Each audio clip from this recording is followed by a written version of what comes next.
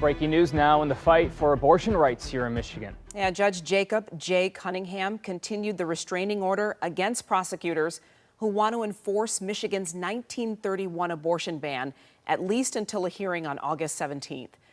7 Action News reporter Kim Russell was in court for the hearing, joining us live now with a look at where it all stands. Kim.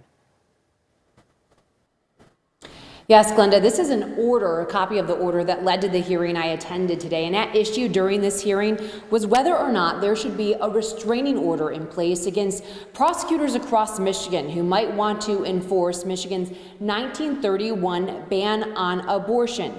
The judge decided to continue that restraining order for at least the next 2 weeks when there will be another hearing. So for now, abortion is legal in Michigan.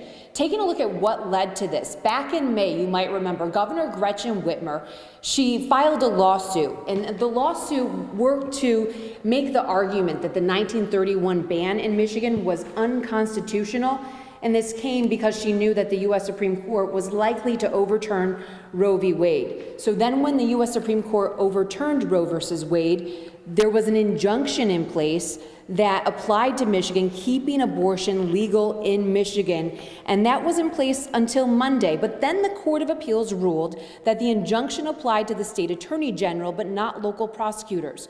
Today in court, Oakland County Circuit Court Judge Jacob Cunningham talked about an emergency restraining order that he put in place in Monday to prevent local enforcement of the 1931 ban, and we heard arguments for and against that restraining order. Here is reaction from both sides to his decision to keep that restraining order in place for at least the next 2 weeks. It's unfortunate that he's not following the law. I don't know what else to say. I mean, it's very clear, as I just got done arguing, that current case law and precedent in Michigan is that there is no right to an abortion under Michigan's Constitution. So to grant a TRO to stop enforcement of a law based on the current existing status of the law is an interesting outcome. Well, obviously, I'm relieved and comforted that at this moment in time, we have some stability and safety for the women in this state and the girls in this state, but also very concerned and determined to try to make sure that our reproductive freedom is safe, and that the people of Oakland County at least know that so long as I'm the prosecutor, I will not be prosecuting doctors for performing reproductive health care.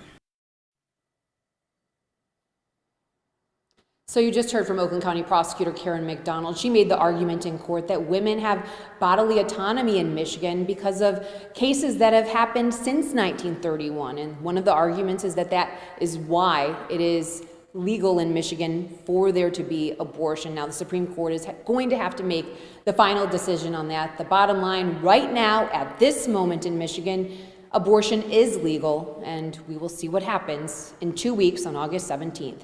Reporting live in Pontiac, Kim Russell, 7 Action News.